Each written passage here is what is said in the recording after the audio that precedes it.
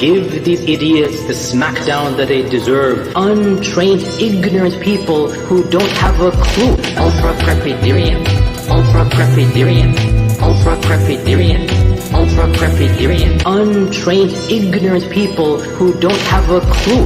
Untrained, unqualified, ignorant, arrogant individuals. What the hell? What the hell? Untrained, unqualified, ignorant, arrogant individuals. They don't even read Arabic. What the hell? Ultra-crepidarian, ultra-crepidarian, ultra-crepidarian, ultra-crepidarian, ultra-crepidarian, ultra-crepidarian. I don't respond to stupidity and foolishness. What the hell? Ultra-crepidarian, ultra-crepidarian, ultra-crepidarian, ultra-crepidarian, ultra-crepidarian, ultra-crepidarian. I don't respond to stupidity and foolishness. What the hell? I don't respond to stupidity and foolishness. Ultra-crepidarian. I have rarely come across somebody who is more vulgar, vile, foul-mouthed, vicious, repugnant, depraved excuse of a preacher. What the hell? What the hell? Ultra-crepidarian, ultra-crepidarian, ultra-crepidarian, ultra-crepidarian, ultra-crepidarian, ultra-crepidarian. And I wonder, truly, does he know he's lying, or is he mentally insane? Ultra-crepidarian, ultra-crepidarian. Untrained, ignorant people who don't have a clue. Ultra-crepidarian, ultra-crepidarian, ultra-crepidarian, ultra-crepidarian, ultra-crepidarian, ultra-crepidarian. Does he know he's lying, or is he mentally insane? What the hell? Ultra-crepidarian, ultra-crepidarian, ultra-crepidarian, ultra-crepidarian, ultra-crepidarian, ultra-crepidarian. Sometimes, yes, ignorance is bliss. And I wonder, truly, does he know he's lying, or is he mentally insane?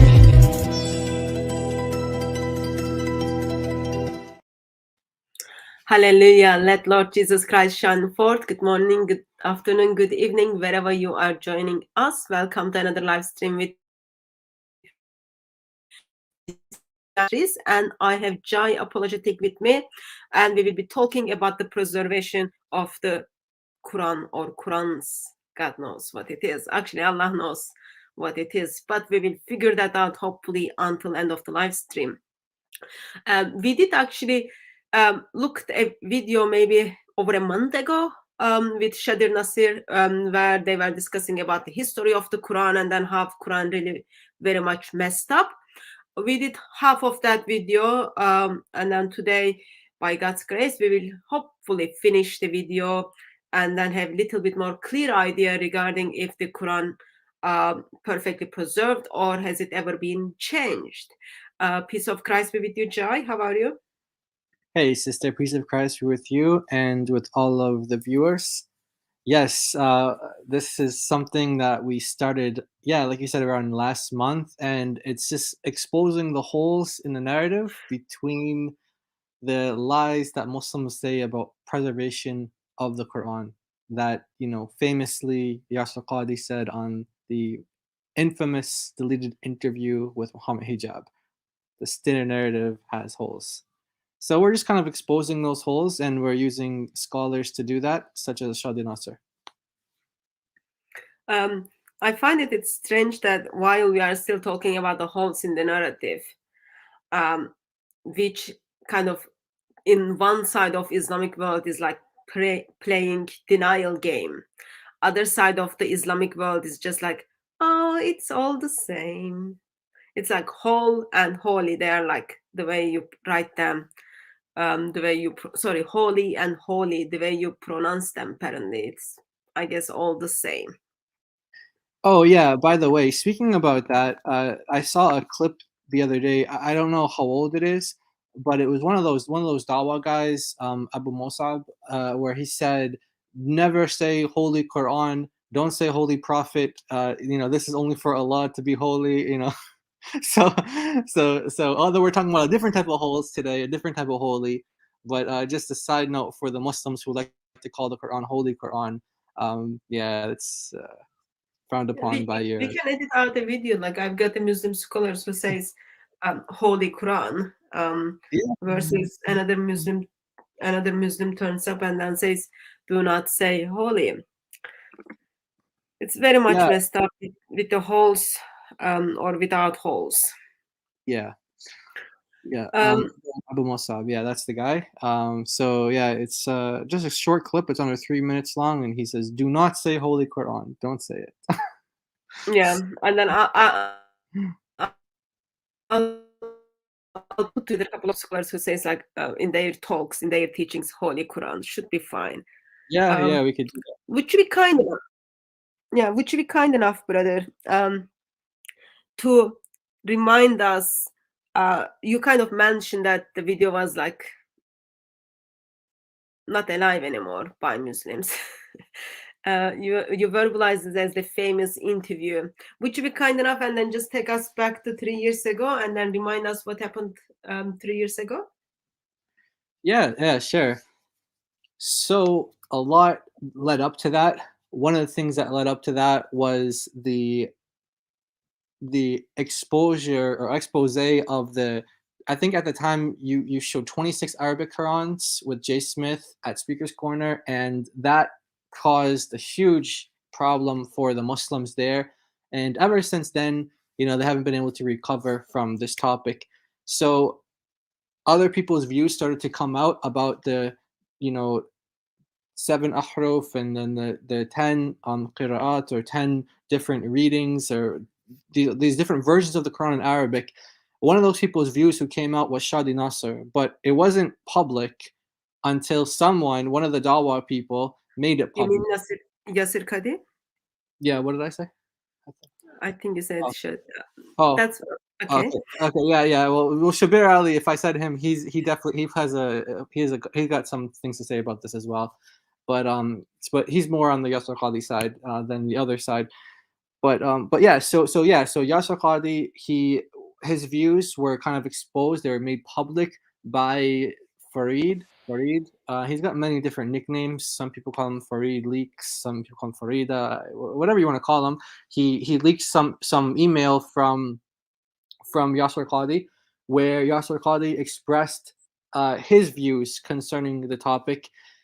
So that led to an interview between him and Muhammad Hijab, and in that interview, Muhammad Hijab was pressing Yasir Qadi, and there was a really funny parody about this. But the guy who did it, I think he was just ex-Muslim, but he wasn't like a Christian. He was just ex-Muslim. So when he had the pressure on him from the Muslims, he kind of made the video private and he stopped doing the parody things. But it was a hilarious parody where Muhammad Hijab was just kept pressing Yasir Qadi, pressing him on the topic of his views on the preservation of the Quran. What would you do if I gave you a blank sheet of paper, if I give you a blank book, would you be able to write the Quran? And it's not an easy answer. It's not an easy. So he said, yes, it should be an easy answer, and so anyway, that led to a whole bunch of things. The Muslims on Muhammad Hijab's channel and Yasir Qadi's channel were saying, what does he mean by this? What does he mean? It's kind of like recently with Ali Dawa when he said that the scientific miracles have been absolutely debunked, absolute nonsense, and they've been debunked. Muslims kept asking, what do you mean by this? What do you mean by that? What do you mean by that? Well, they did the same thing to Yasir Qadi and Muhammad Hijab. So what was their response to it? They actually first they disabled the comment section in their channels. They disabled the comment section. So all the Muslims who were saying the doubts, they were all shut down. They weren't able to express their views. And then what they did is they cut out that last 30 minutes or so of the interview where they talked about Yasir Qadi's views concerning preservation, how did things like ahruf and qira'at and preservation tie together. That was all cut out. And then eventually the video just disappeared altogether. So you won't find that video on Muslim channels, specifically Muhammad Hijab and Yasir Qadi. You won't find it on their channels. You'll find clips of it on Christian channels and maybe some other channels that deal with Islam, but I'm familiar with the ones on Christian channels. and you'll find clips, bits and pieces here and there.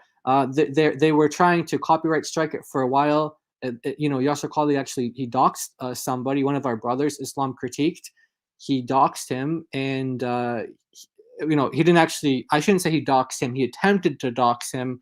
The information that he gave out wasn't actually, Islam Critiqued. I think it was his lawyer or something like that. His lawyer's information. Either way, Yasser Qadhi flagged him or reported him for using his video, give him a copyright strike because he was talking about the holes in the narrative. And so what was Yasser Qadhi's response to that? It was to dox him. Hey, this is the guy's name who, I'm having this legal battle with. And he gave his name on Twitter. So that's kind of a very condensed version of what it is. And now we're just talking about this. What are these holes in the narrative? Famously, he said that there are holes in the standard narrative. What did he mean by that? He meant that there are holes in the standard narrative of talking about the relationship between the hadith about the 7 ahruf and the existence of the initially 7 qira'at and then the 10 qira'at and 14, etc. And how do those relate to each other, and how does preservation of the Quran relate to these? So that's what he's saying. There are holes in the narrative and explaining all of these things, and that really blew up, and that's where we are today, 3 years later. It's heartbreaking to hear from you. Even your story had a hole. I'll fill that hole. Remember, Yasser Qadhi made a video to respond what he really meant. Yes. That this very long word. Our theme song. Yeah, that was our theme song today. Yeah. Yeah, that's the while everyone was pushing him, what did you mean? What did you mean? Clarify, clarify, clarify. While they expressed that people are leaving Islam because what has been said, because how the Islamic Dawah gangs deal with that. Yasser Qadhi took the opportunity and then made a video to respond what he really meant. And I guess Allah knows best because it didn't look like he knew what he meant. And there was another interview he had with this famous Muslim who was doing the singing of the Quran. Oh, yeah. Remember in that interview, he was clearing up misconceptions of about Yasser Qadhi, and question came about holes in the narrative. Yes. That was another great opportunity for Yasser Qadhi to clear up what he meant, and well, there was nothing at all. So I guess one of the things with your latest live stream you had with Daughter of Christ on Tuesday regarding the clarifications and then drama in the Dawah circle. Yes. One of the things Yasser Qadhi and sadly Ali Needs Dawah have is both of them, when they do their clarification videos, are like making those holes like bigger and bigger. So Yasser Qadhi made a clarification video and there was nothing in it. Actually, he made a couple of clarifications video. Nothing in it. Best you could do is go and take his class. Ali Dawah did clarification video, and then he said, scientific miracles are debunked. Yes, debunked, and I'm proud of it. So both of them are kind of have that clarification skills in common. And good thing is their clarification skills are causing people to walk away from Islam. So that's good for us.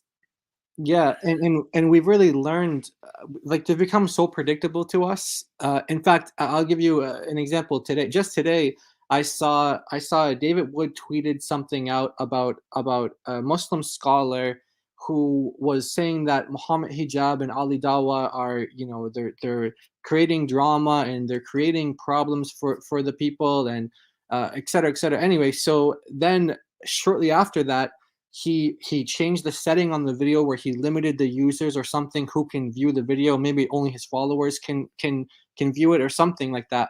But what we've learned was when Muslims put out those videos, you download them because because we know what's going to happen. They're going to end up editing them, chopping them up, or deleting them.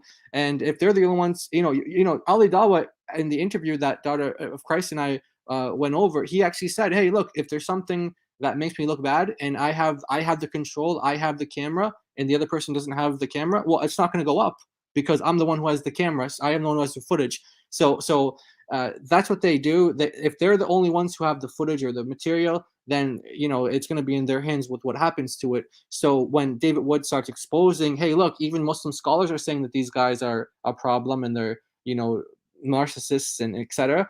Well, he tries to do damage control and make the video like limited to the people who can see it.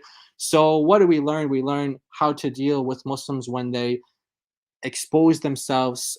We just kind of let them talk. We don't interrupt them, and we download the videos and we just let them talk again. So it's very they use these tactics a lot. Another tactic that not really tactic, but just kind of things that we've learned from the Muslims over the years, how they deal with these things, is that like everybody knew that Ali Dawa was gonna come up with a clarification video. Everyone that was keeping up with it, because we saw the Muslims in the comment section kept saying, "What do you mean by this? What do you mean by this? What do you mean by this?" And so that's what happens.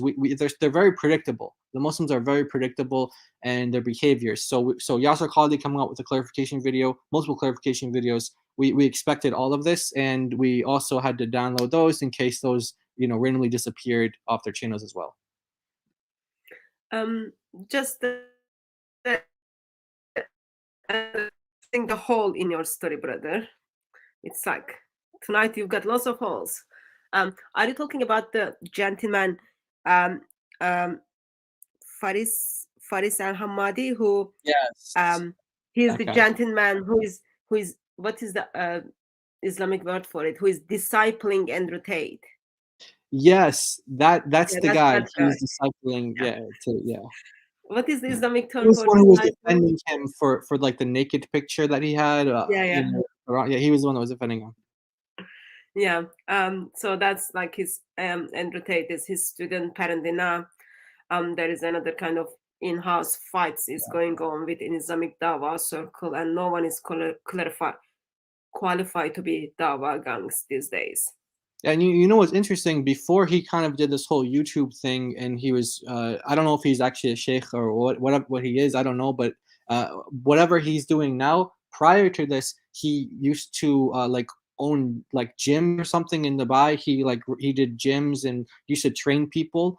So it's similar to what Andrew Tate does anyway. In that with so they seem to be have ties with each other on more than one thing. So like training people in the gym, and then also this Islamic this Islam stuff. It seems like they have more than one connection with each other. And then Andrew Tate speaks very highly about Dubai and things. So there's other connections there.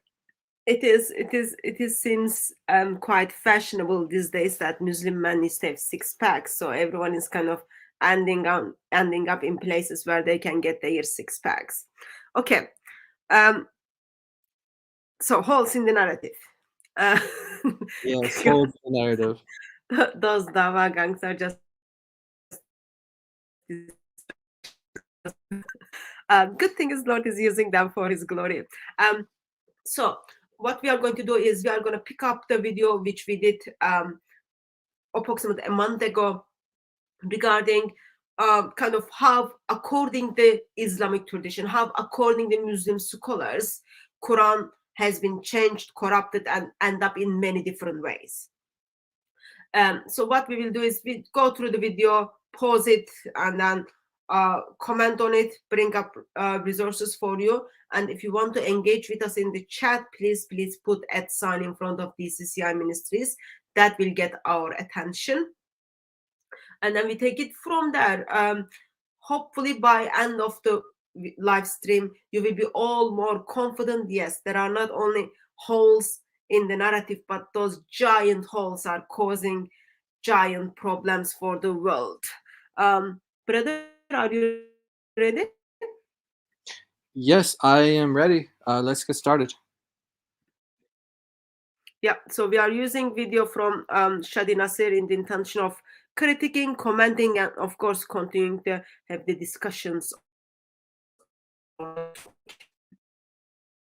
بالناس بالجهرية بقراءة غير قراءة حفص عن عاصم.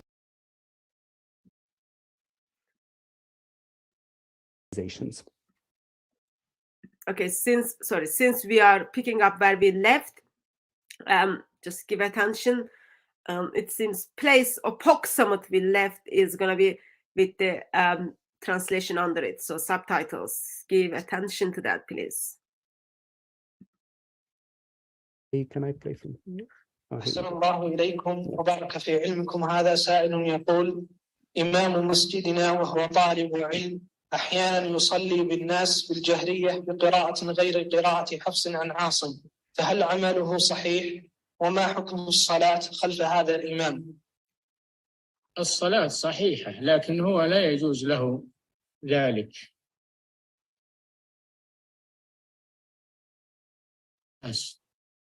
وقد صدرت فتوى من اللجنة الدائمة بأنه لا يجوز للإمام أن يقرأ بقراءة خارجة عن قراءة أهل البلد. قراءة أهل البلد الآن كلهم على قراءة حفص، فلا يجوز أن يقرأ بقراءة غيرها ويخالف ما عليه أهل البلد ويشوش على الناس. فمثل هذا إذا لم ينتهي يفصل من الإمامة. أما إذا صلى لنفسه هو لا مانع أنه يقرأ بقراءات السبع. إذا صلى لنفسه ما في مانع، لكن يؤم الناس لا، شوش عليهم. نعم. Okay, so this is Al Fawzan. He's one of the top authorities in Saudi Arabia, and they issued a fatwa. You can also check that online. There are several opinions for some leaders in congregational prayers. They are trying to introduce readings besides Hafs for Muslims, and from a legal perspective, you have two things here in play. One, do we confuse people? So you are reciting something that people are not familiar with, and the lay Muslim is not familiar really with these other readings. So why are you doing that? If it's really addressed to people who are familiar with the discipline, that's fine. But there's this element of confusion that, of course, this is not a new opinion. You can also trace this opinion back in legal works 400, 500 years ago, that there's always an advice given to the imam that if you are trying to recite the Quran, try to recite it according to the reading of the people of that region. Otherwise, will create some kind of shubha that is not recommended. So again, there's an element of maslaha here that lawyers are mostly interested in. So Al-Fawzan here is not talking from a theological perspective. He's completely talking from a social/legal perspective, and the position is well. Okay, so let's pause there for a second. So one of the things we hear from Muslims is Muslims are in Morocco, Muslims read and recite different Quran. They use that Quran in their prayer. In Algeria, Moroccan and Algerians use the same Quran. In Saudi, different Quran is being used. In part of Africa, there are different Qurans are being used. Majority of Muslims in Britain follow the Quran, which Saudi kind of encouraged people to gently, like in Muslim terms, gently encourage people to follow around the world. And so you will hear claims from Muslims. They would say, "Oh, doesn't matter. I can pray behind the imam who is reciting the Hafs Quran while the Quran I recite is Warsh Quran." So you will get to hear such a claims from Muslims, because with that idea is, well, it is all the same. Like there are not many differences. If you can pray behind it, it is all fine. And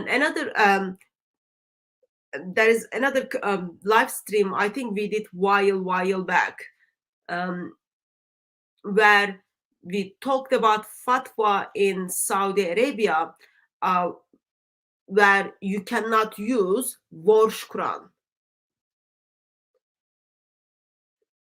Was banned in Saudi Arabia for the prayer, and Algeria banned the Hafs Quran in Algeria. So there are like Qurans in different parts of the Muslim world, and there are differences within them, and those people who follow other Quran should not able to pray behind the imam when it comes to the comes to how they pray.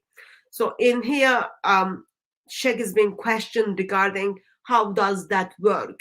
Brother Jai, what are your thoughts? Yeah, it's really interesting that you are banning the Quran in your like in your own Muslim countries, and you're saying that you're confusing the people. So Muslims first of all, the Muslims will tell us that there's only one Quran, and it doesn't no differences at all from this country to this country. Okay, from this period, like from Muhammad till today. Then they go to another stage and say, okay, yeah, there are differences, there are different versions, but it's just dialects, it's just different ways of saying things, it's just different ways of reciting things. And then once you get them past that, they say, okay, the meanings might differ, but they don't contradict themselves. So there's like this, like there's like these it's kind of like the stages of grief, but it's like the stages of denying preservation. The stages of denying preservation is what the Muslims go through, and then they end up at this stage here where they say, yes, okay, the meanings do differ from each other, and yeah, there are differences in the if you compare the two, there's going to be different words, there's going to be missing words, here or there. And yeah, the meanings will change on the individual verses. Then okay, so they go. So once they're at that point, now they want us to believe that they're all from God. They're all from God now. Okay, so they're saying every single one of these versions are from God. Okay, so that's what they're telling us. Now, at the same time, well, here's the problem. The problem is, if you're saying that these are all from God, and then your jurists are now banning, this is from God. It's like imagine if you're in a I never really know what kind of analogy to use for like us as Christians, how we can relate to this, but it's like, imagine if like you're talking about, like, let's say the Gospel of John, and you have like a church, you only read the Gospel of John at this church. You can't read the Gospel of Mark, Gospel according to Mark, Gospel according to Matthew. You can only read the Gospel according to John. The other ones are banned. And then you have like countries making laws saying things like, this gospel is banned and this gospel is banned. But then as Christians, we're telling you these are all inspired word of God. These are all from God. It's like Muslims are going to be looking at us like, what are you talking about? Why are you banning it from your churches then? If this is from God and this is from God, why are you banning it from your churches? Why are your jurists banning it from your countries? So as you pointed out, sister, you have Morocco and Algeria banning the Hafs Quran inside their mosques as being recited. You have Saudi Arabia doing the same exact thing, except they're saying anything other than Hafs, especially during the what is it called, the Tarawih, the Tarawih prayers. Like, you can only do the Hafs during Ramadan and stuff. And so they have like rulings on this. So it's like now they're at the point where like the Muslim who admits that there are differences and there are different Qurans, but they don't differ in like the message of Islam, which we could argue that point. But what we're just trying to say today is that they have versions of the Quran that they're banning from behind the mosque. So is this the word of Allah that you're banning? Who are you to ban the word of, why are you banning the word of Allah? Why is your country banning the word of Allah? Why is your sheikh, why is your scholars, why are they banning the word of Allah? Those are our questions for the Muslims. All versions go back to the same. That's not true. But anyway, we can talk about that after. Go ahead, sister. So if all those different Arabic Qurans goes back to identified as the word of Allah, while they've got like contradictions in it, if all goes back to Muhammad as the one who kind of passed it around, then another basic question is like, did Muhammad said okay to Hafs Quran, or which version of Hafs Quran did Muhammad said okay to wash Quran while there are differences in it? And someone called Abu Ana, that all versions go back to the same rhythm. I don't want to break your heart, but you've been lied, and that's a huge lie. Examples are coming from examples are coming from Muslims, such as Surah 57 and 57:24.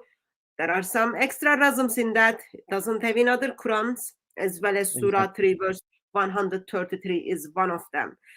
All I can say is you just need to wake up. Okay, so if someone lied to you, even let's say all of them have the same rhythm, okay, sake of the argument, then why your scholars are saying, oh, that they've got problems, you can't recite those different Qurans? Yeah, and by the way, just on the point on this point about all of these versions of the Quran, they go back to the same rasam. Like what they're saying is that, okay, so in Arabic, in order to read it, you need to put markings and dots on the letters that differentiate themselves. So to differentiate the letter B from the letter Y from the letter T, it's just a matter of where you're going to put the dots. So what they're saying is, if you remove those dots, then that's what you call like the skeletal consonantal text, or the rasam in Arabic, the rasam. Now, what they're saying is that that's all it is. So you can just kind of add these dots, and then you get this version of the Quran. You add the dots somewhere else, you get this version of the Quran. That's what they're saying. As you pointed out, sister, that's not true, because we have these versions of the Quran where they put an entire word in, or they take an entire word out, depending on your perspective, which one is the original. If there's, however you're arguing this point. So we have an example here, as you pointed out, chapter 57. Okay. Chapter 57, as Sister Hatun said, verse 24 in Hafs, and 23. It's verse 23 in Qalun and Warsh. And you'll see here that this is an entire Arabic word. Now, you can forget about this little marking here, Fatha and Dhamma. You can forget about those, because we're going to say, okay, remove all those, and then, it has the same consonantal script without the dotting, without these dots at all. You look down at this verse here, the same thing, and it's and they highlight it in pink font for us. And you see the word Allah here on the first one. You can see my mouse hovering around it. There's Allah, and then the word al-Ghaniya, and then you have the word Huwa in between. So you go down here, you have Allah, and then where's Huwa? It doesn't exist. So if it was true that you just take away these little dots, like these little dots above the letters here, or sometimes you have it below, like right here. If it was true that you just remove those dots and it has the same exact identical text, then why is there an entire word that's gone missing? Because we're not talking about the dotting at this point. So what Muslims, early Muslims have documented this. In fact, they have books on this where there are differences between the different scripts. Some of them have this, some of them have that. And what they do is they have their kind of answer is that when Uthman, when he made his kind of master copy, the edition of it, that the different versions that he sent out, that those ones had scribal errors in them. I'm not talking about Muslim scholars now. I'm talking about, this is what scholars of Islam, so in like the university, will say. Not Muslim scholars. They won't say. Well, some Muslim scholars like Haytham Siddiqui do say things like scribal errors. So he's a Muslim scholar. He does say scribal errors. Who's that? The other guy, the Ismaili guy. What's his name? Khalil Andani. He also says scribal errors. So you do have some Muslim scholars who who are believing, confessional Muslim scholars, confessional scholars of Islam, meaning they adhere to the faith of Islam. They will say things that there were scribal errors in those original, Uthmanic copies of the Quran, that there were actually scribal errors. And that's the position that everyone who studies this topic says. Muslims will have different answers as to why that is, but it gets us to this one point here, that it doesn't have the same rasam. It doesn't have it. So and some people say there's like 4 different ones, or some people say 5. I think some people say there's up to like 12 or 14 different copies there. But anyway, so that's just to respond to that point. So that is like one word of Allah got into the deep holes and got lost.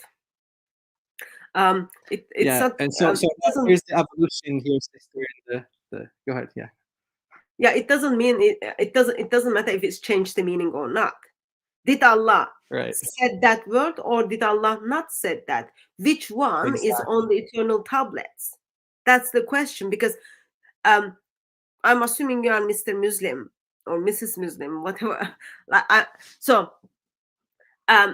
Or if you are Muslim, Orthodox claim is not Orthodox claim which is done within last 20 years is Quran has been perfectly preserved, dot by dot, letter by letter, sound by sound, word by word. That's the claim. So then the question is, here's the 2 different Arabic Qurans just Brother Jai showed you on the screen. Did Allah said that Arabic word, there are only 2 letters, like very, very small Arabic words, even like imams look at it and then they kind of say, oh, it's all the same, until they like bring their face into the Quran and then they say, oh, this word is not there. That small Arabic word, it's not there. When Allah was passing his eternal word to Angel Gabriel, then Angel Gabriel is passing to the Muhammad. What happened? Did Allah said it, or did Allah say it, or he didn't say it? Is it written in the eternal tablets? That's the question. And it's not only about razm or not. Like, let's say, sake of the argument, this is just nothing. You've got bigger problems when you just put 2 Qurans together, because it contradicts the Quran. One of them is question, other one is not question. One of them is statement, other one is like, oh, Allah knows best. So like very much messed up on that. If you are making a claim that yes, there are different Arabic Qurans, it's all good because content of the word of Allah is the same, then that's different argument. So I guess at this stage, best way to move forward is take the camera in front of you and then say to the camera, I apologize to all Muslims who become a Muslim because they believe that Quran has never been changed. There is only one Quran, dot by dot, letter by letter, sound by sound, word by word, exactly the same all around the world. If you become a Muslim because of that, please walk away from Islam, because that was a huge lie. Quran has been changed, it's developed and still developing. Here's some of the latest version of the Quran we have in our hands. I will produce you a different argument regarding the truthfulness of Islam. So you can make such video and then say all these different Arabic Qurans have the same content. Then we need to start dealing with that, but don't do that, because that argument already being debunked with the different version of the verses itself. So come up with different argument and then we move on from that.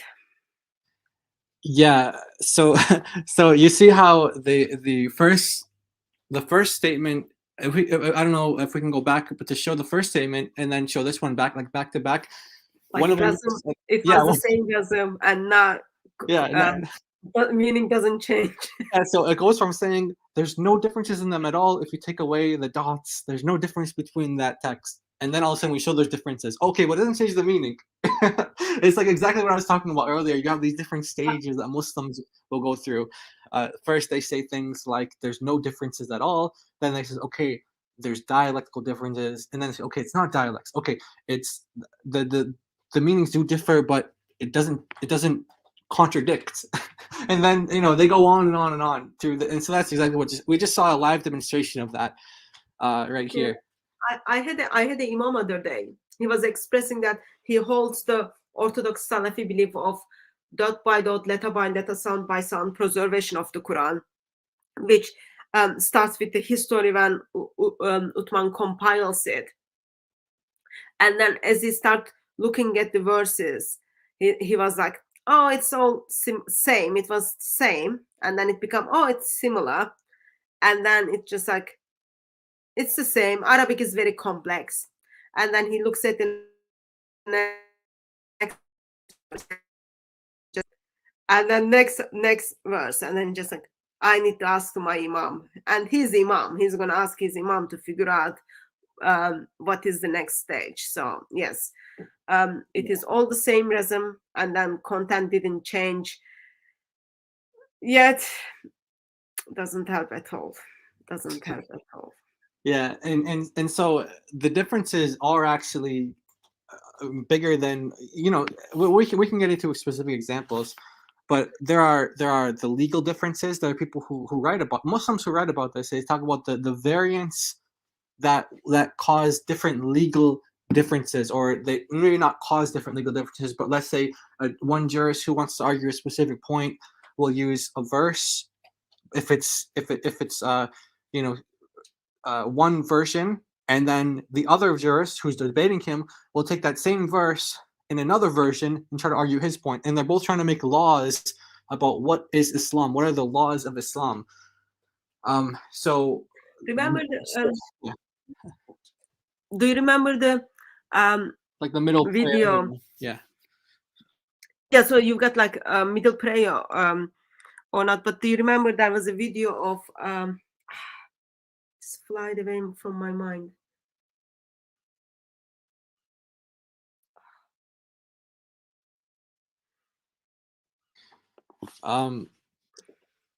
It flied away from my mind. So. Okay. Oh, if it comes back, just just let us know. But basically, you have these variants that will amount to legal differences. You have variants that are contradictory, like you pointed out. Some of them are saying yes, the other ones are saying no. I mean, so there are contradictions between the different readings, and when we even talk about the different readings, it's like we're accepting what the Sunni Muslims will say as to what these readings are. But historically, are there more than just 7, or more than just 10, or more than just 14? Of course there are. There are some of the scholars say there's countless hundreds and hundreds. So you have a big problem for even finding these and making it. I mean, no Muslim would be able to come on this channel and make a case for why Ibn Mujahid chose the 7 that he chose. So I remember what I was gonna say. Okay, you got it. Yeah, so remember this Muslim sheikh with talking about Jesus knows the last hour. Oh yeah. What does he say at the end? Well, depend which reading you pick, you have to deal with it. Yeah. They're making a problem and they have to deal with it. They have to deal with it. Yeah. And he's another one who said so you just take away the marks. Yeah. Repeat that sentence again for me, brother. I didn't hear that. Yeah, he's another one who says you just take away the dots. But his position was you take a reading that's not in any of the canonical readings, and like you said, he says this is their problem and they're stuck with it now. Yeah, depend which Quran you pick, it gives you different theology, it gives you different problems. Muslim lifestyle, it gives you different problems, but at the end, it produces more giant holes. Yeah. So, yeah, the clip we listened, where it has been expressed, if there are different, if you are reciting different Quran, then simply don't go who is reciting different Quran versus. So it's like that simply shows us it cannot be. They don't see both of them as the perfect word of Allah because they know it affects their prayer life. Like criteria apparently in early days was, are you able to pray behind this person or not? If yes, then yeah, it's all the same. If not, no, it's a problem. Yeah, Muslims now, people brought up Muhammad hijab as an example. He's now saying things like, "Who told you word for word?" And you have a video where he literally says word for word. And what scholar said that? And then you have Farid admitting that Yasser Qadhi, David Wood got him to admit that Yasser Qadhi lied, and that was really. So you have Farid, Muhammad Hijab, they're all exposing and backing down from this position that Muslims once held to. It's kind of like the scientific miracles thing, it's like that they now they're all saying, well, not all of them, but Ali Dawa is popularizing it, that this is false. It's been debunked. Absolute nonsense. It's been debunked. And Muslims, the Muslims get confused about it. What do you mean by this? What do you mean? Why did you say this? Why did you say that? For the preservation of the Quran one, that caused a lot of them to doubt Islam because it was coming from someone like Yasser Qadhi, and a lot of them left. I mean, many Muslims who left Islam because of that. Yeah. It's just like you, as a Christian, we get on our. At the end, as a Christian, we cannot transform anyone's heart. That's the work of the Lord. So you get on your knees and then you pray for those individuals who you met, who you had conversation, and then you pray that Lord draws them to Himself. And then the way Lord works is like not the way I'm talking, and then other Mr. Muslims, I don't want to be any more Muslim because these are all already been lying to me. So God uses those statements to draw people to Himself. So that's very, very good for us. Amen. And so we have a comment on the screen from one of the Muslims who comes on the channel quite a lot, and he says, "Let's learn the 7 ahruf." And he says, "Beautiful recitation." So we want to ask him, where can we find these 7 ahruf? Where can we find them? And how do you know that they're beautiful recitations? Let's see if he'll interact on that point. Okay, Mr. Muslim, where can we find those ahrufs? And then once we find them, we will make the decision if they are beautiful or not. I just want to say, I just want to respond to this comment saying that it's honestly ridiculous to claim that there are different versions based on this. We have another Muslim scholar that we were just listening to yesterday, where he is the one who actually said the word version. The Muslim scholar said that. So, you're gonna have to contend with Muslim scholars who are now saying that these are different versions of the Quran in Arabic. Not translations, not talking about English versions or no, we're talking about Arabic versions of the Quran. And he was talking about the different versions that exist between the companions. Okay, so anyway, go ahead. Just so that I understand correctly, the things we are kind of verbalizing is actually source of those things are Muslims. Not Christians or not the critic of Islam, but they are Muslims. So we are picking those vocabularies from Muslims. As Mr. Muslim, who is going to provide us these 7 ahruf, and then we are going to listen how beautiful those recitations are. As he searches for that, I think just like as a good Christian, we help him out. Don't go to Yasser Qadhi because Yasser Qadhi is going to tell there are 40 different views, but bottom line is we don't know what ahruf is. Allah knows best. Yeah, on this one, we'll let them do the. I remember reading one scholar who I think is a contemporary scholar, like from Saudi Arabia, and he said, this is an issue that I searched and searched and searched and searched and searched. And at the end, I just came to only Allah knows. So those are the things.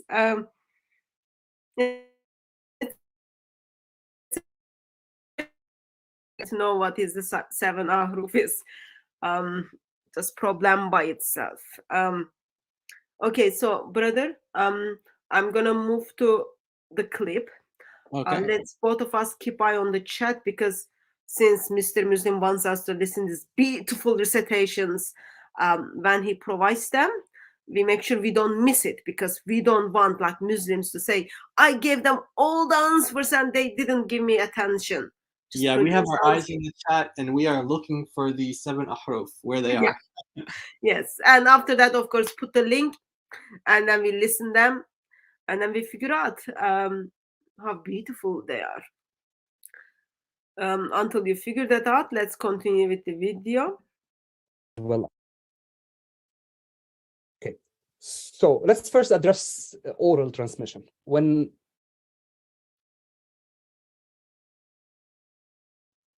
in Arabic, if you are transmitting something orally, it must undergo changes. That's a golden rule, that you don't ever have any text that was transmitted orally in any culture, Chinese, Japanese, Latin, Greek, Arabic, Hebrew. If you are transmitting something orally, it must undergo changes. This is a golden rule in oral transmission. If you have a text that doesn't have changes, this is where you start raising questions that most probably it wasn't transmitted orally. You should think in the other way. Anything that is transmitted orally without being fixed in a written text, it undergoes changes. So this is why you actually, when you talk about the different qira'at, the different readings, canonical or non-canonical, the fact that you have so many variant readings that agree with the rasm and actually those that do not agree with the rasm, it gives you actually confidence, because you have all these different variants. If you pick a poem from the 3rd century Hijri or 4th century, you will never find any single variant in this poem.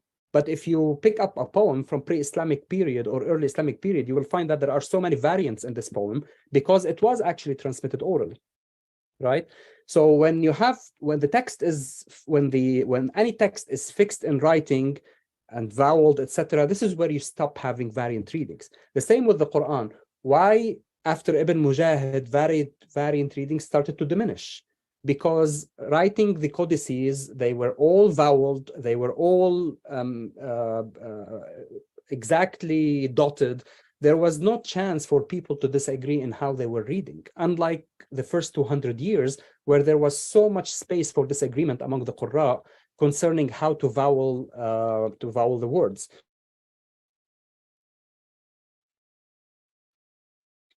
Probably to think about it from the other way, that if you have something orally transmitted and passed down from one generation to another, actually it's more susceptible to changes than a text which is fixed in writing.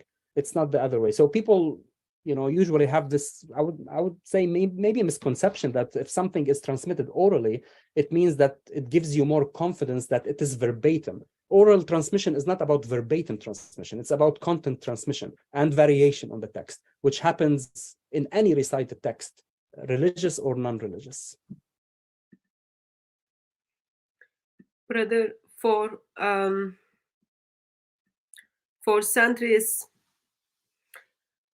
we heard that Quran has been perfect preserved because we've got golden transmission. We've got this oral transmission that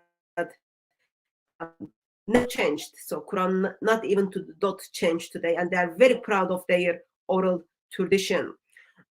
Yet, if my ears are on my head, and if I am hearing correctly, Shadi Nasir is saying oral tradition is not trustworthy. Did I get that right? So he takes the normal Muslim script about oral transmission and he flips it on its head, and he says, actually, it's the opposite. Because it's oral, you have so many different versions of it, and the point of oral is not verbatim verbatim. It's more about content.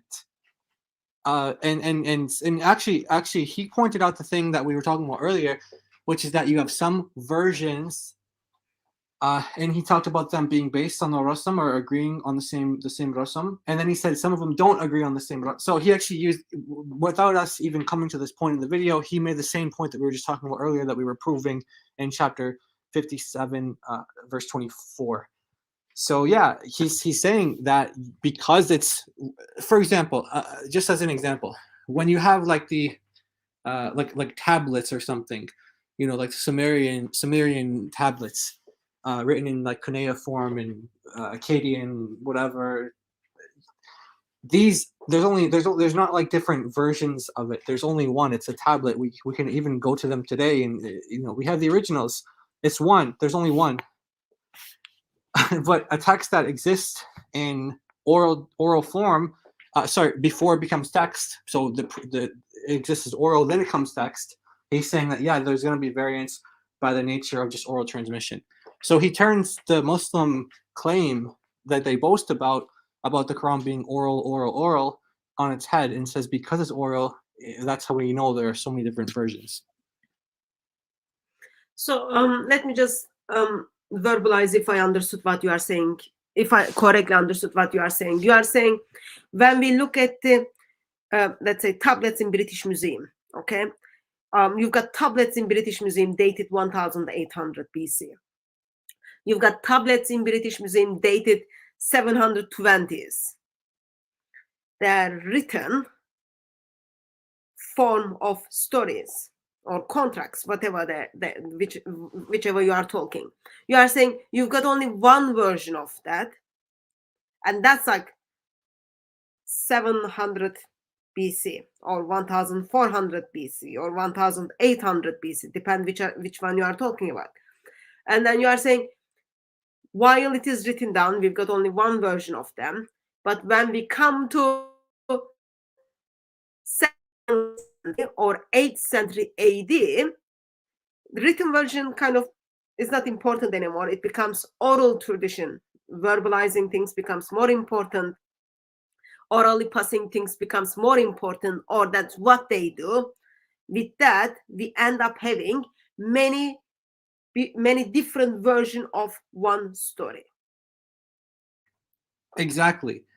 In fact, I was just looking up a hadith today, and I was on when I was on the search engine looking for it, I saw so many different variations of this hadith. There was like an entire page, and some of them would use certain vocabulary words, some of them would use synonyms, some of them would. So they don't agree on the exact wording, because initially these are sayings, and then they were put down into writing. But because they were sayings beforehand, a lot of different, as you said, like it's like telling a story. It's like they adapt and they morph, and then some. The content generally stays the same, but the meaning for each individual word, is that verbatim preserved? No, it's not. Especially in this case that we're talking about with the Quran and Hadith as well. But we're talking about the Quran, yeah. So that's the point that he's making here, and it's really flipping the Muslim point on its head.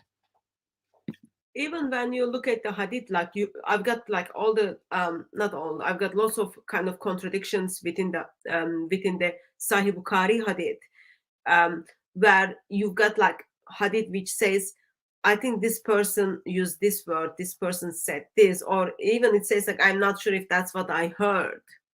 But when it comes to Quran with all different versions, well, they're not saying, well, we are not sure what it is. Yeah.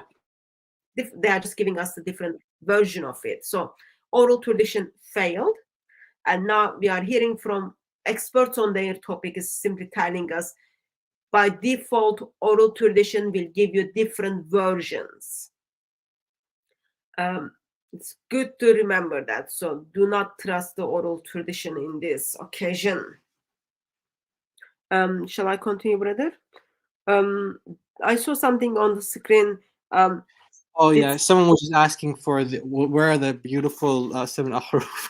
That's what I thought I saw the 7 ahruf. I just thought, maybe they found it and then we are gonna listen to it. No, we are still waiting. The Muslims know that we didn't forget, and we're just trying to wait for them to give us them. Waiting. No good. If I am sure if you already identify them as beautiful recitations, so it should be just like on your fingertips. Just should be very easy to provide those references for us. Yeah, it should be. Okay, let's. Yeah. Very easy. We can continue on. Yeah. Let's continue. Usually have this, I would say maybe a misconception that if something is transmitted orally, it means that it gives you more confidence that it is verbatim. Oral transmission is not about verbatim transmission. It's about content transmission and variation on the text, which happens in any recited text, religious or non-religious. So the text of the Quran, the consonantal outline, which we call rasm. So when I say rasm, it means the consonantal outline of the Arabic without dots and without vowels. You can see here that between Uthman and Ibn Mujahid, almost 300 years,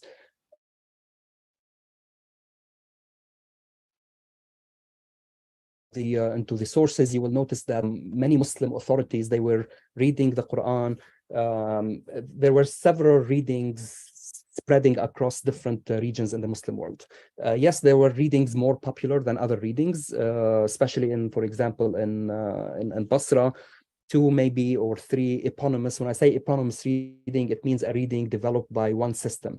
Let's say Abu Amr, for example, or Hassan al-Basri or Yaqub.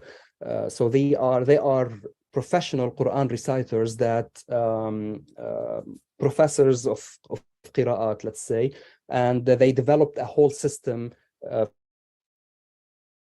transmission of one verse or one specific variant. So there are so many in the sources, there are many system readings or eponymous readings that are documented in the sources. So for example, you can work by Al-Hudhali, it's called Kitab al-Kamil fi al-Qira'at al-Khamsin. There are 50, so now we talk about the 7 or the 10 readings. There were more than 10 readings. So there were at least 50 according to Makki al-Qaisi here. He says, for example, here that people are narrating transmissions of the Quran about the 7 readers, but people mentioned more than even 70 readers who are even more trustworthy and more scrupulous than those 7 readers that people talk about. So there were at least 50 to 70 documented eponymous readings or system readings that Muslim sources mention. So you can of course see that this is a problem when it comes to creating a unified system. And this is where Ibn Mujahid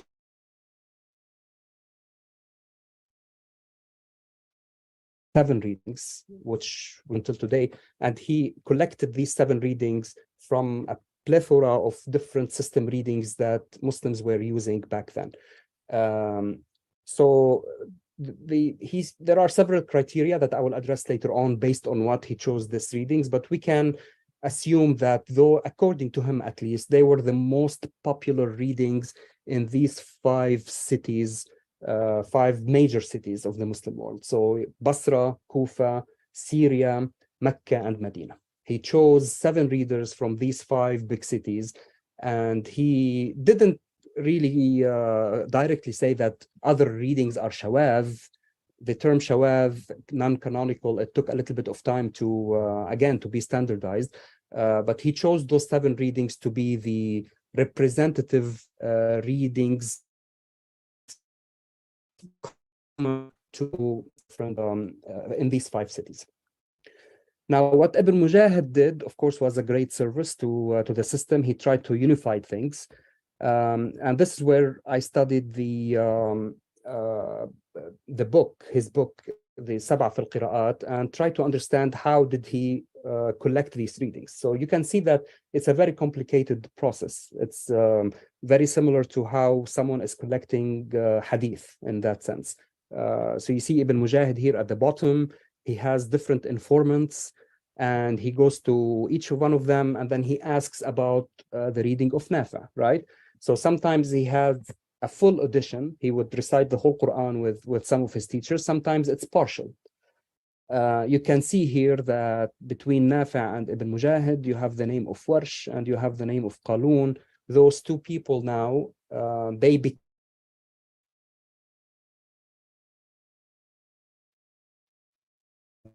transmissions from the reading of Nafi'. And the question that I ask in the book is, what happened to all these other readers, right? And more or less, most of these other readers who also transmitted from Nafi', they fell mostly into the realm of non-canonical.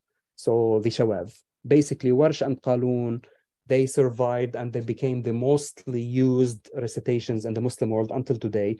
and they are the only, if you want, legitimate representatives of Nafi'.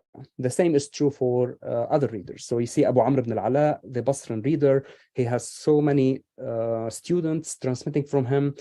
And this is Ibn Mujahid. He's collecting from all these different informants the reading of Abu Amr. There are disagreements, agreements among them. But again, what survived is basically this guy only.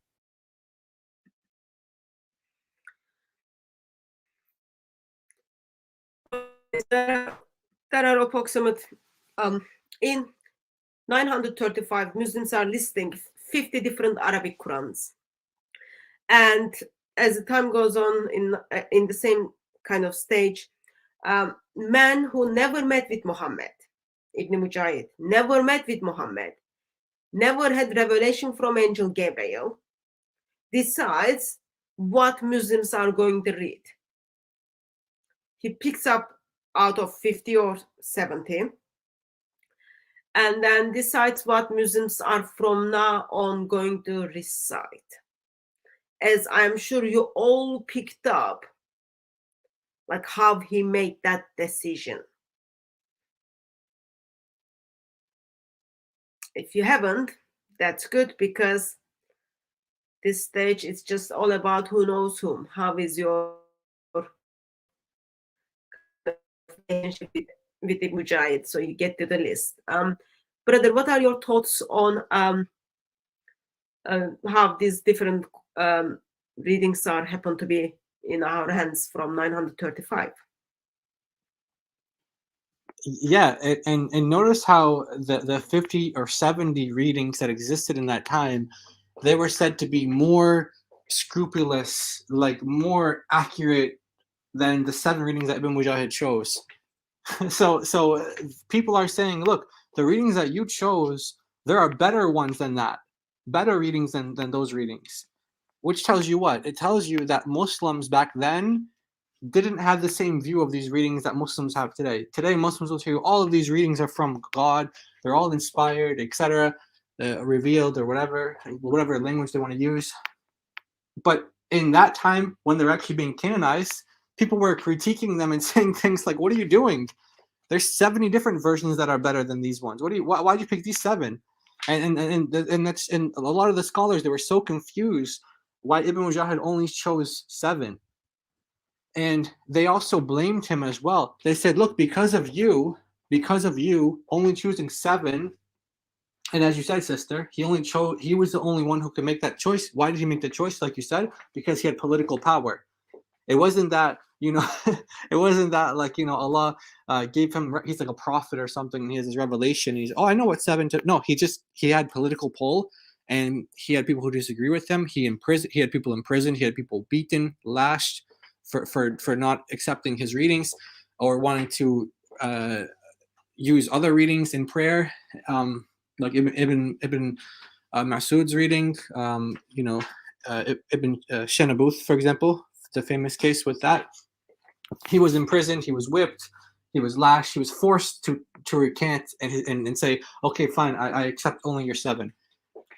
So, okay. You have those different versions that are existing in that time, 70 different versions, 50 different versions, whatever. Ibn Mujahid chooses just 7 of them. And the scholars, their scholars were really confused and upset with him, and they blamed him, and they said, why did you only choose 7? Because now the lay Muslim, the ignorant Muslim, is going to think that the 7 readings that you chose are the same 7 ahruf that the hadith speak about. So he said, because of you, they were saying, because of you, and there were multiple scholars who said this, they said, because of you created this big confusion. And many of them said things like, okay, we need to add more readings now because we don't want to have people be confused. We don't want people to confuse the 7 ahruf hadith with the 7 readings you chose. So much later, you'll see, in hundreds of years later, so we're talking 10th century to like maybe like the 16th century or so, Ibn al-Jazari, where now you have 3 more readings being introduced. So now you went from 7 readings to 10 readings, and really that's due to pressure and other things. But they had, what I'm trying to get at is the overall thing I'm trying to say here is, I'm not trying to be technical on the points or anything. All I'm trying to say is that the views that the Muslims had back then for these different versions is completely and it's radically different than how Muslims view it today.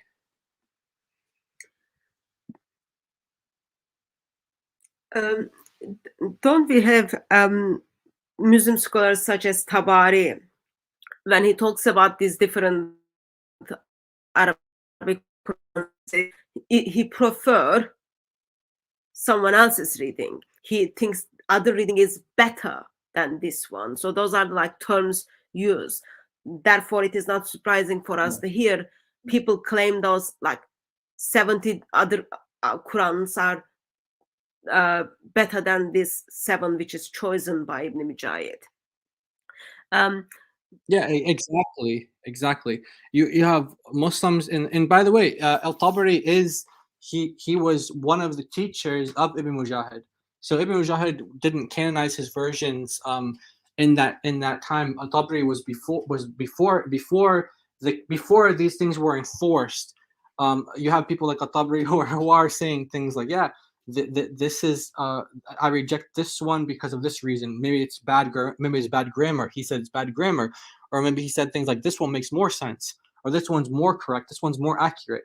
And so obviously Muslims wouldn't talk that way today about the different readings. They wouldn't say, Hafs is more accurate than Warsh or something like that. And also we don't want to we want to say as well that Hafs is not something that was popular back then either, and that wasn't what the scholars were giving their commentaries on. Like the commentators, when they were giving commentaries of the Quran, they weren't using Hafs. Because Hafs is identified as Tif and Laya. Even in early Islamic tradition, they knew they cannot trust Tif and liars. But today, eternity of billions of Muslims depend on the Tif and Laya. Exactly. I think this person like left his brain in the bathroom or somewhere. He's saying Christians don't know difference between versions and translation. Brother, would you be? I think I may be failing here because I'm not an English speaker. But my understanding is these different Arabic Qurans, even when we say different Arabic Qurans, we are saying like they're written in Arabic. We are not talking about the translation. We are not talking about Sahih Muslim, we are not talking about Sahih International, Yusuf Ali, all that junk. We are not talking about them. We are talking about Arabic version of the Qurans. Am I correct? Or did I miss something? Maybe I left my brain in somewhere else. But yeah, we've been talking about Arabic versions. Arabic part. Yeah, exactly. We're talking about Arabic versions. We're not talking about translations. Translations, as you said, that's a different language. We're talking about the Quran in the different Qurans in Arabic. The language Allah revealed. Right. Yeah. And we're not talking about translation into English or translation into French or translation into Spanish. No, we're talking about the Qurans in Arabic. Differences in Arabic, as this comment says. Yeah, exactly. So that's what we're talking about here. Yeah, that's the Sheikh who was talking about the Jesus is the sign of the hour. It's something. My brain is like no good today. Something came to my mind and fly away again. Did you pick up also by Shadir Nasir? He's talking about like how people would go out and then ask, "Oh, can you tell me what is Nafis reading?" And as he gets the Nafis reading, he like people who are passing him the Nafis reading, saying this, his student called this person's reading. This is Warsh reading. This is Kalun's reading. So even he's not getting the Nafis reading. So Nafi is the teacher, and then this teacher is like lots of students. Okay, 2 of his students is well known as today is well known, Warsh and Kalun. So he's not getting teachers. He's not getting what teacher is saying, but he's getting what the students are saying. And we know throughout Islamic tradition how students were disagreeing with one another. Exactly. Yeah, exactly. Yeah, so if you think about it, like if you use the reading of Awesome, for example, that's under Awesome you have just like a big chart like this. You have Hafs and you have Shariba, and when you look at those, Hafs and Shariba, you see differences between them. But they're supposed to be getting it from the same Awesome, the same teacher, the same person, but they have differences between them. So Muslims need to explain that. I've heard Muslims say things like, "Oh, Awesome, he had two different readings," and like they have all these different, like, ad hoc, bad, really bad explanations for why these exist.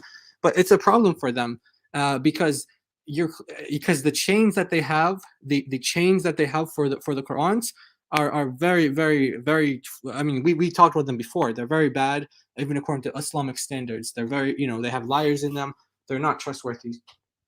Not only liars, they've got like people who were playing with the boys in a sexual sense. Oh yeah, yeah. That's just like disgusting. Not only like lying is like different level versus abusing a young boys as a man is like another different level.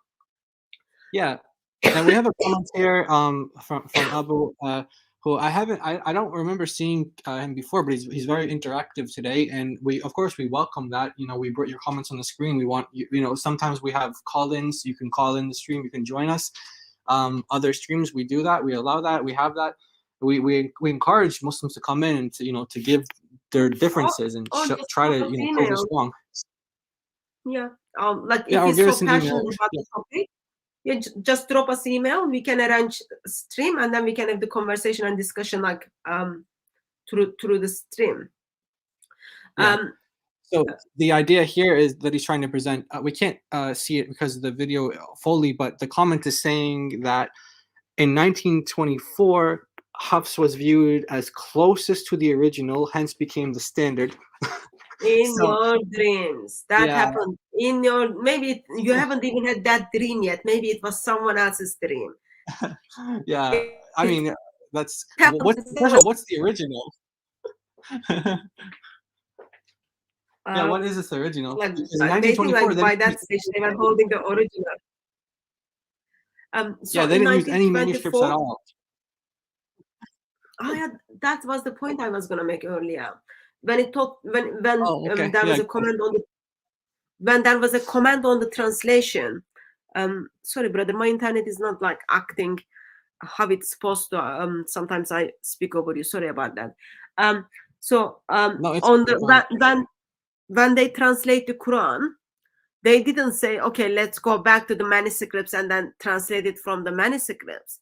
They just like picked another translation, and then they used that. Like they just picked the Quran, whatever in their hand, and then they just use that to translate it. That's what even converts are doing now. They are just like, oh, I know English language, give me the English Quran, and then I translate that to Spanish or another language. They're not even using their manuscripts for the translation of the Quran at all. That's like problem by itself. In 1924. People didn't sit down and then said, okay, I've been praying, I've been looking at all those manuscripts, I've been comparing all those different Arabic Qurans, and I came to conclusion this Hafs Quran is the closest to the original. No, people didn't do that. Even sake of the argument, let's say if it is close to the original, still that means like you don't have the original version of it, you've got something like this is what you get. In 1924, they simply decided with Hafs Quran because thanks to Ottomans, while Ottomans took very big chunk of the world by that time, and then they were, as they went in,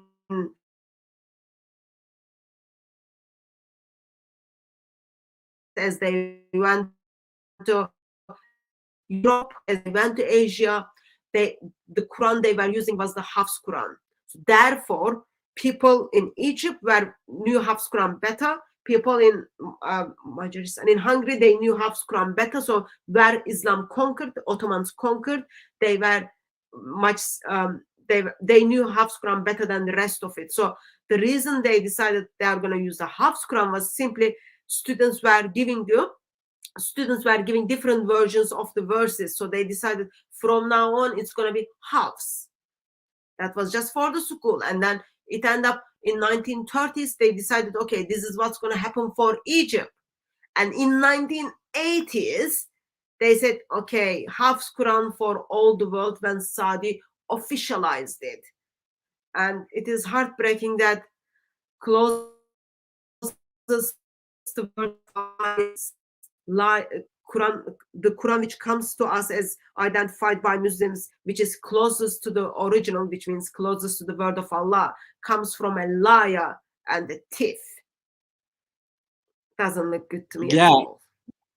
And you notice as well, sister, when he says closest to the original, he's kind of using like the language that we were talking about earlier that like a Tabari would use, like saying this one's more accurate or this one.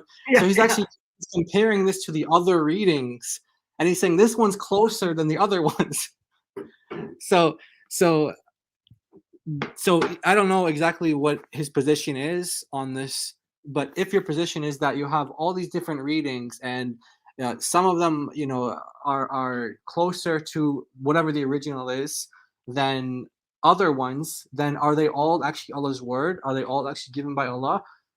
Like how exactly do you work out preservation? And that's what Yasser Qadi was getting at as well. How do you work out preservation in relationship to the huruf, qiraat, and etc.? How do you work out preservation with that?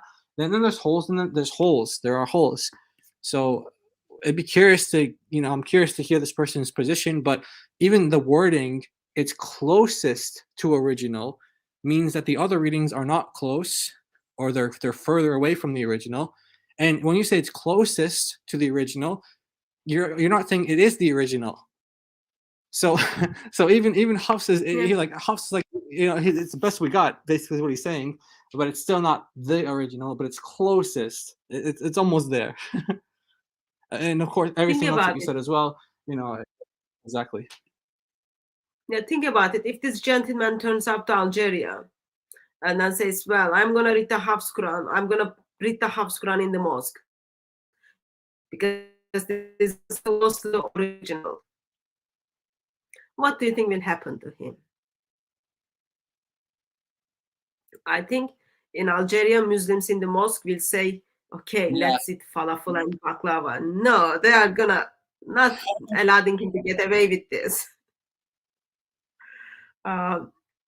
Anyway, you can simply email us, and then we can have like proper conversation on the topics. It's good that we are seeing you are engaging with us. Yeah.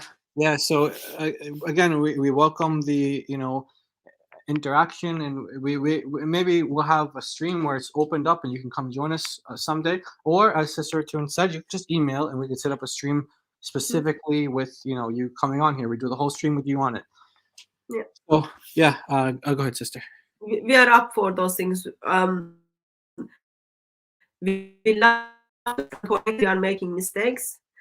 We don't want to be like Hafs. We don't want to be like Muhammad or Allah at all. So if you are mistaken, just we will stand corrected. Correct us, but make sure like you do your research before you turn up the before you drop email stuff. Shall I continue, brother? Yeah, let's continue on.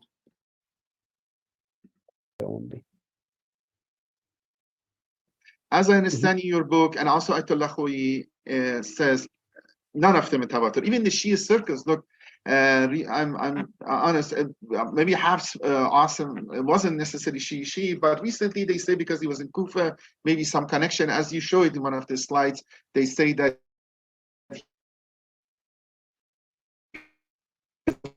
Usman ibn Affan and Ali ibn Abi Talib. So in this way, they want to say, okay, Qiraat Hafs as Asim is more Gashi, maybe more reasonable to be Medina or something like that, because Imams were there. So I'm saying, can you, because this is the controversial one, can you, let's, I know your books there, chains are there, you show to that. Let's address this issue and then see the truth. I mean, how this thing is, how you judge it, whether these chains are reached tawatur, or what the situation they have, or how is it the case? Okay. First, on Khoui's position on Tawatur, yes, as you said, he and I think most Shia scholars, they don't consider the Qira'at to be Mutawatira. And I think it's very clear in his, not in his introduction to the tafsir, in Urwa and Bab al-Salat, he has a section, I can send it to people if they're interested, and he clearly states the position of Shias. He said that the only reason we read Hafs an Asim is that because the majority of Muslims read Hafs an Asim. There's no such thing as maybe it goes to Ali, maybe it doesn't go to Ali. That's not the reason why they read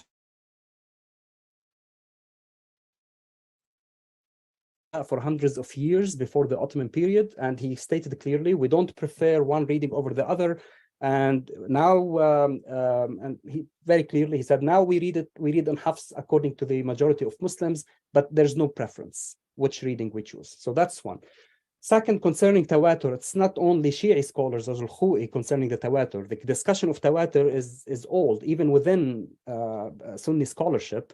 Before even the whole concept of Tawatur took place, there was discussion whether the Qira'at are Mutawatira or not. So it's not something that the other side, if you want, picked up. And the issue is Tawatur is a concept that has to do with usul al-fiqh. Okay, what happened is that when you take a concept from one discipline and then you apply it to another discipline, this is where the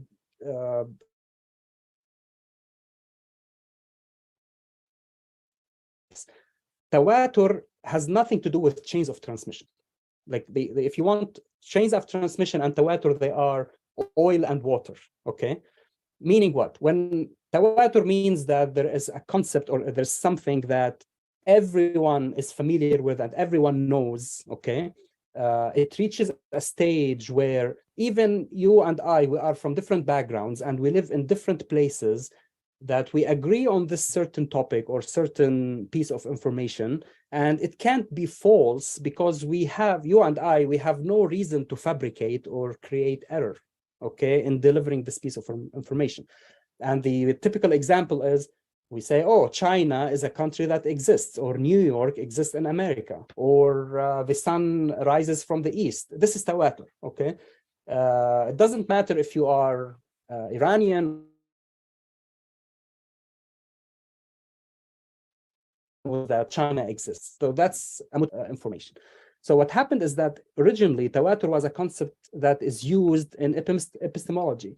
Okay, we want to differentiate what Tawatur is from Akhbar al-Ahad, from other levels of Akhbar, and then Usulis took that and then they applied it to Qira'at later on.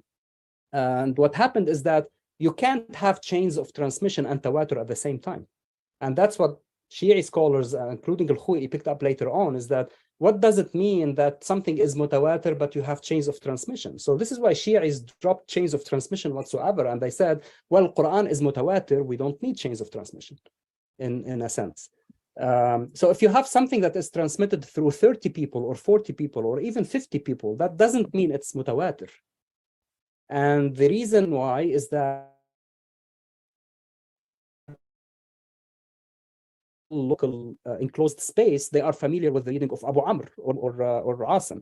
And the perfect example is now, even today in North Africa, they're only familiar with one reading, but they are not familiar with the other readings. So how could the Qira'at be mutawatira and known to every single Muslim if one region is only familiar with its own reading? And if you go back in time, you will find that even in one region, there were different readings circulating among Muslims. And that's the point I was trying to flesh out in the book, based on, again, Muslim opinions and Muslim sources, that there's debate among scholars. And the reason why we want to make qira'at mutawatira, it's a more or less an issue of usul al-fiqh. You want to establish the Quran and qira'at as the supreme source of law, because it abrogates everything, and you can't make hadith abrogated. If the Quran is transmitted versus chains of transmissions, it stays on the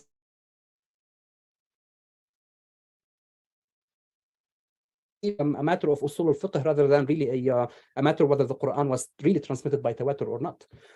So that's the issue here, is that the Quran, according to usulis, it is transmitted by tawatur, at least the text of it, the rasm, and it's known to all Muslims. How to pronounce it and how to articulate its letters, that's debatable. later Muslims, now you find it like the common, if you want, the mainstream opinion is that the Quran is mutawatir, and even in some masahif they would write it al-mushaf bil-qira'a al-mutawatira, and every single person now when you say al-qira'at al-sab' al-mutawatira, and every single modern scholarship in Arabic you'll find al-qira'at al-mutawatira, al-qira'at al-mutawatira. It's like became something that you need to believe in rather than really something that you prove. So that's the issue. It's just mainly it's a concept that was taken from one discipline and applied to another discipline that created this kind of.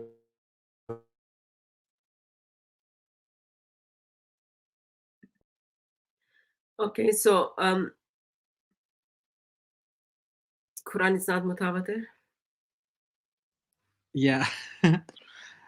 Yeah, it's kind of funny because Muslims, yeah. So I mean, one thing to say from the beginning, which is he's talking about the Shia, which don't really come up much in these discussions because they're so small, such a minority. But even for them, the only reason why the Shia use Hafs has nothing to do with the chain and whether or not Ali might be in there or might not be in there. It's to do with the fact that that's the most popular version today. But before that, he said they don't have a preference. They just use whatever version is the most popular version. So yeah, that's that. And then, as you said, this whole idea of like tawatir, mutawatir, etc. These things, Muslim scholars, they want you to say it today, like, yeah, these are all like, mutawatir and etc. But they're not. And he actually makes an argument against that, just like the Muslim scholars like Ibn Jazari did.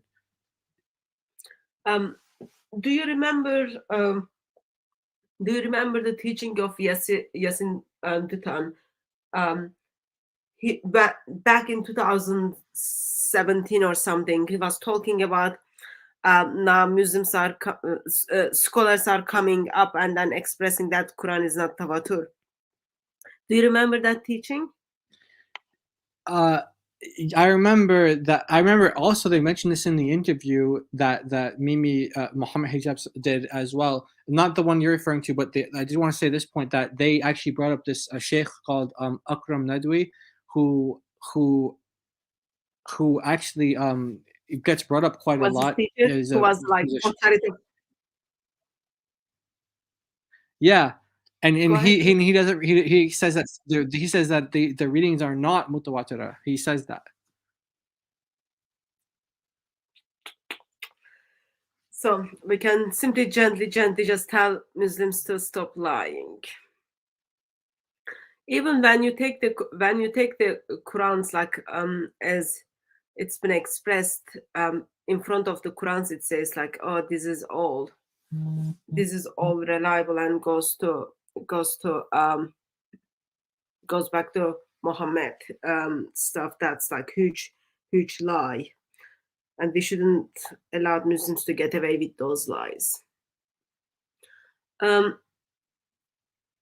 Anything else you picked up in this clip, brother?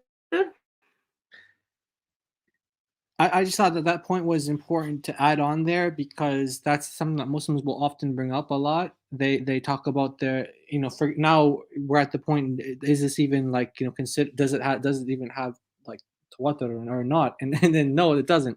So the thing that Muslims claim all the time, the thing that they propagate all the time, like he said, they even print it as well. They even print this, and it's just false. They print it on the Qurans. Yeah, it's in the introduction part of it. So don't fall into that one. I think we are 30 minutes into video. We've got like approximately 10 more minutes to go.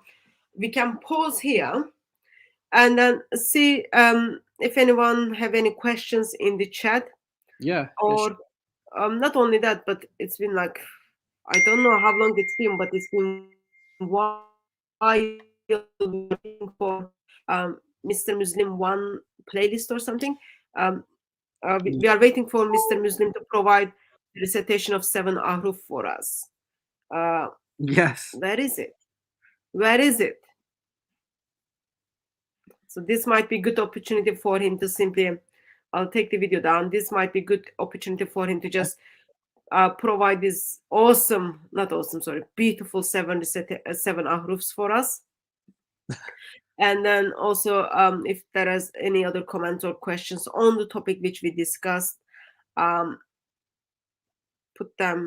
them our attention again, or we just see if there is anything, and then we take it from there. Okay. So I try to keep eye on the chat. It's very difficult to see it because it's like too small, and but I didn't, with like old age, I didn't see that beautiful 7 ahruf, brother. Have you seen it? I haven't seen it. I've been watching the chat as well.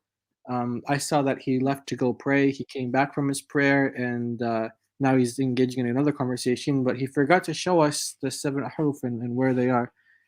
Okay. So we just reminded him this. Maybe he forgot it. Maybe we missed it. You never know.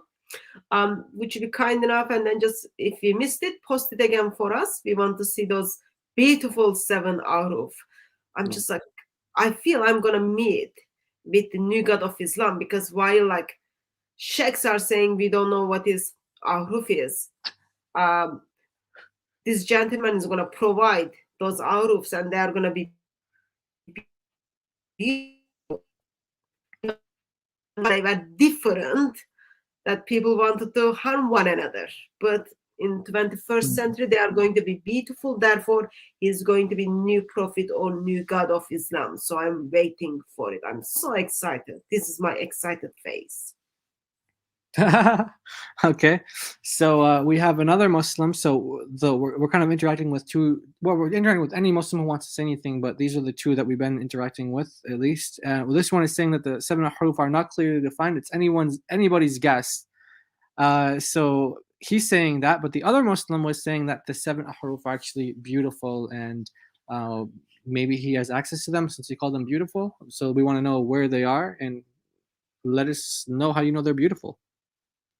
Yeah, we won't make like beautiful changes from one person to other person argument. At this stage, we just want to see those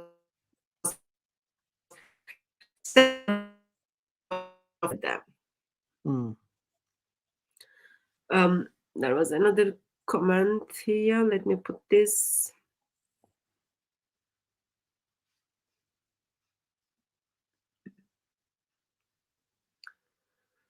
There's a question. Yeah.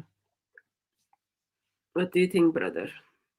We know that he was inspired with government and power, and he had the sword. Money, and the money, sword and money. Yeah. So if the inspiration is coming from sword and from the money, then yeah, that's where he's getting it from. If you're asking if he's getting it from Allah, yeah, we want to know from the Muslims. But forget about Ibn Mujahid. Did Uthman? Was that from Allah? Abu Bakr. Any of these. They even said, what do they say? They said, why would we, when they're first initiating this process with Zayd, he said, why were we doing something that Muhammad never did? This, and then Allah had to give them, heart surgery. What did he opened up their chest or something like that. Yeah, he opened their chest. Yeah, he opened their chest, and then they had a change of their chest. And once their chest changed, their minds changed. So initially they said, no, this is something that Muhammad didn't do. Why would you expect me to do something? Why would you ask me to do something that Muhammad didn't even do? And then what ended up happening was the chest surgery, and they ended up changing their minds. It seems to me, sorry, it's going to be a little bit different, but it seems to me, God of Islam and Prophet of Islam, peace is policy, bodyguards be upon him at this stage. They have problem with chest. Remember, yeah. Muhammad hit chest. Muhammad hits Ubay bin Ka'b in his chest. That causes problem, and then that problem is like because there are different Arabic Quran. So Ubay bin Ka'b gets beaten by Muhammad, and then Allah opens the chest of Muslims approximately 20 years after the death of Muhammad to not actually, sorry, 2 years after the death of Muhammad to compile the Quran. There is like some chesty thing are going on there. Yeah, that happens. Like Aisha got hit, Ubay, you know, you have a lot of that. Yeah, it's a good point. That a lot of them are, and Muhammad himself, he had surgery as well. Remember, and he Was it surgery? He just like had a heart taken out, and then new heart is.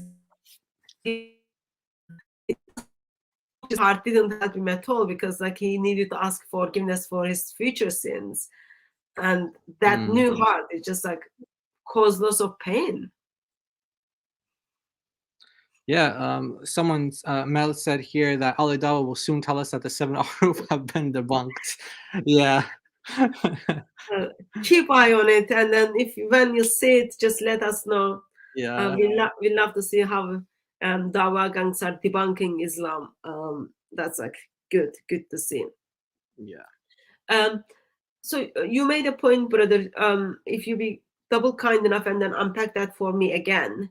Yeah. So you talked about how Ibn Mujahid actually didn't receive any revelation from Allah.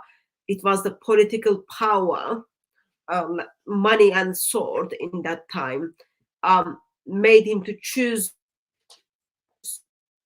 he wanted.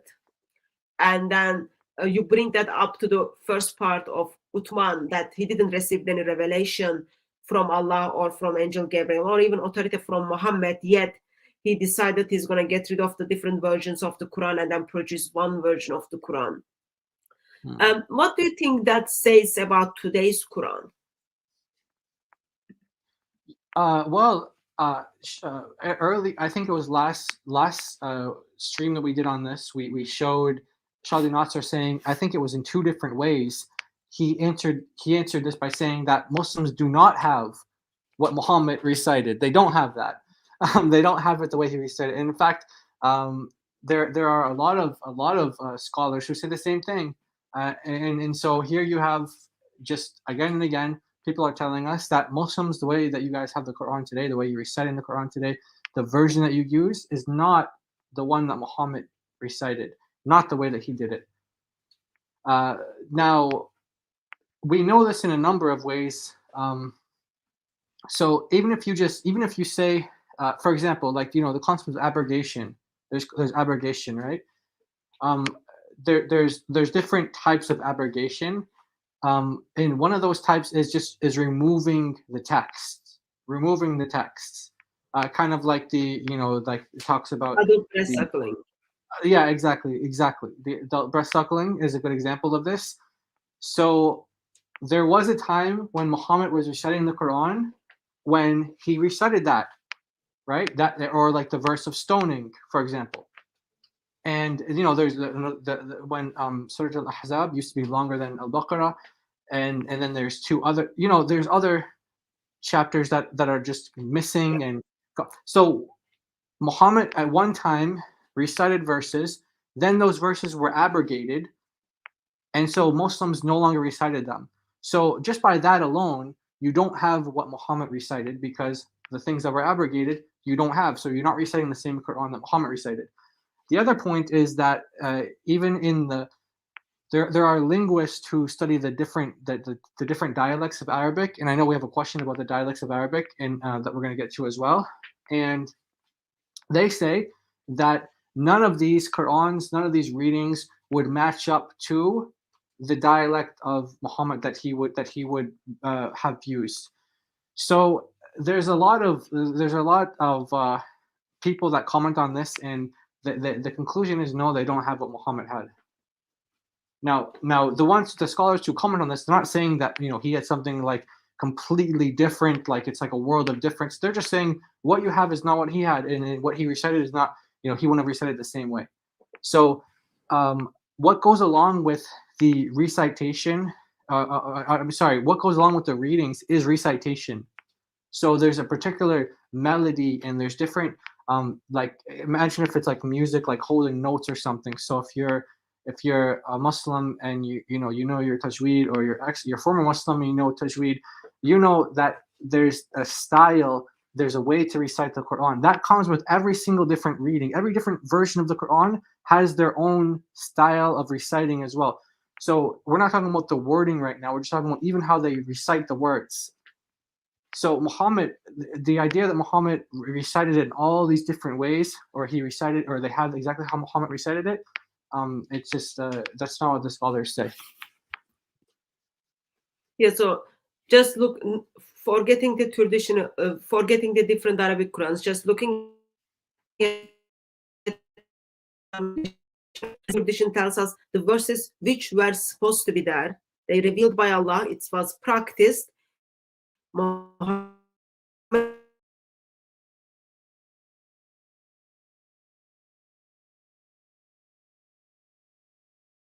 that part, and then you look at the current version of it, let's say like whatever they put together from now on, that's what it's supposed to be.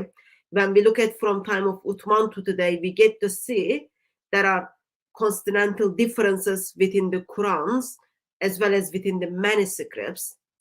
And then you just look at today's Qurans and then you ask the basic question, which version did Allah reveal?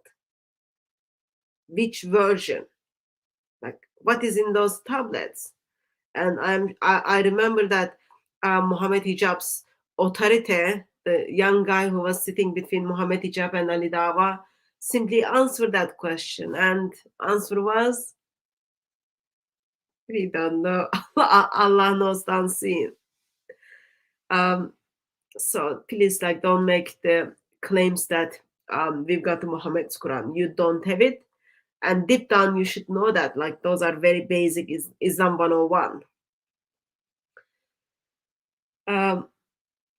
Any other? So it's been, I think it's been like almost, let's say extra 10 minutes. I didn't check the time before, for us to get this beautiful 7 recitation. Yeah. Like my fingers, I've been like doing this. My waiting, fiddling, yeah. No, it's something else. Doing this anyway. There is a name for this action, okay? And my fingers lost weight, and still 7 beautiful recitations is not here. Yeah. Are they? So one check my playlist. He hasn't provided it. He hasn't provided them or the answer. So I don't think, you and I, we both know, and everyone else knows, we're not going to get an answer from them. But it was just, I think at this stage it will be all right to say Muslims are quite okay to lie in the chat. They lie on your face as well, but they think it's like it's okay to lie in the chat because they say something is beautiful, and then you ask them, okay, let's start with the first part of the sentence. There are 7 recitations, so you must have them, show them, and then we move to the next part of the sentence, identify if they are beautiful or not.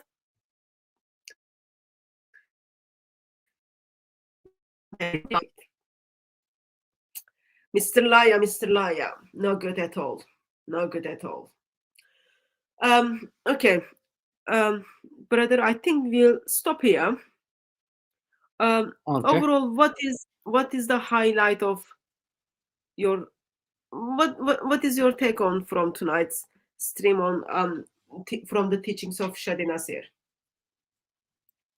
A takeaway, I guess, kind of like the big summary point from what we heard today that I would say is worth repeating or kind of summarizing would be the fact that the different versions of the Quran that Muslims had and versus what they have today and their views of them. So you had in the 10th century 50 to 70 versions, and then you had that reduced to 7. And the views that Muslims had to those 50 to 70 versions, saying these are more scrupulous, these are better, these are more accurate than the 7 that Ibn Mujahid chose. Like the way that they talk about the different readings, the different recitations, the different variations, the different versions of the Quran is completely different to how Muslims have been trained to talk about them today. And so that would be one of the takeaways. Of course, the fact that they're not also, they don't have tawatur, they're not mutawatir, like that's another one as well. And yeah, so that's kind of a takeaway, those 2 points there from Shadi Nasser today. So this is what I'm hearing from you, brother, with my Turkish English language. Quran has been changed. Muslims just pick and choose which one they like. We can simply say standard narrative has holes in it. Yeah, that's and a they're good way proud to of say it. Yeah. they're proud of it. Yeah, they're proud of it. Yeah, Okay. they're proud of it. Yeah. And if I start going around saying it's been debunked, then they act like we're like when Ali Dawah was doing that, he made it sound like we're the ones that are like offended by it. Like you guys are in your dying in your rage. You got like, why are we upset because you're saying that scientific miracles are debunked? Like he thinks that he's hurting us with that. and so I guarantee if Ali Dawah starts rejecting the preservation, and he'll start saying, you guys are so hurt that there's no perfect preservation. You guys are so die in your rage. You guys are. It's like, no, you're helping us by saying that. We're not upset with you. We're actually cheering you on and saying, keep debunking these things. Keep telling us what has been debunked. Yeah. It is strange. So those of you who are watching, also who is engaging with Islamic Dawah gangs on the book tables, they've got these book tables and they've got like lots of booklets in their book tables. They still have Zakir Naik's material on science and Quran. So turn up to those tables and then show that like less than a minute of Ali Dawah's video, and then ask them, why do you still give this booklet out? Apparently this is already been debunked. So you get to see their reaction to that. Muslims are debunking their other Muslims. Very soon, probably, they will take out all those materials from the book tables. Of course, while we are expressing that Quran has been perfectly changed, while we are expressing, not actually, we Muslims are expressing that, while we are expressing how Muslims are debunking Islam, for us, bottom line is, well, with the holes or without holes, Islam takes you to hell.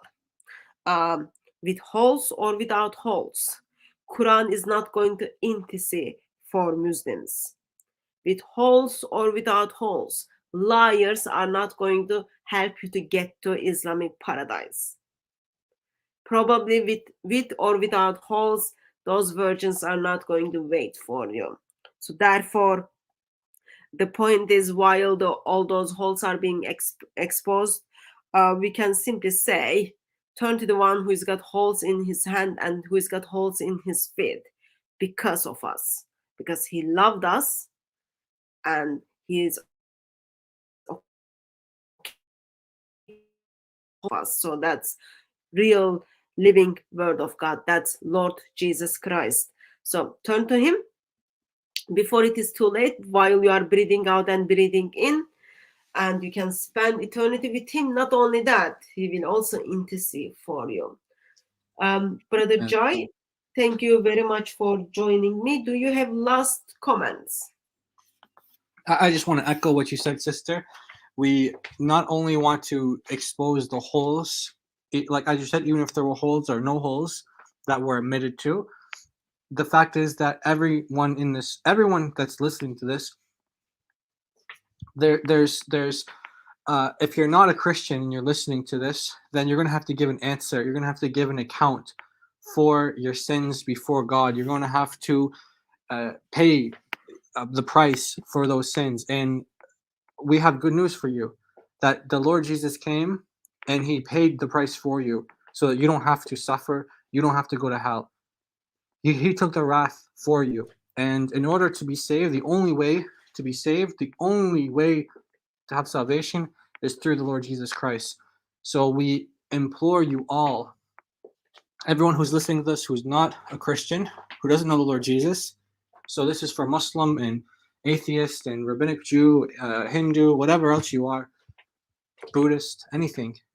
We implore you to repent, to turn away from your current lifestyle and follow the Lord Jesus and believe in him, and you will have eternal life. So that's my final comment, sister, and my message to all of the people. And I just want to say God bless all the brothers and sisters. And yeah, thank you for having me on. Thank you very much for joining me, brother. Sword is not going to pay for your sins. You are not capable to pay for your own sins. Money is not going to buy your paradise or heaven. Only blood of Lord Jesus Christ.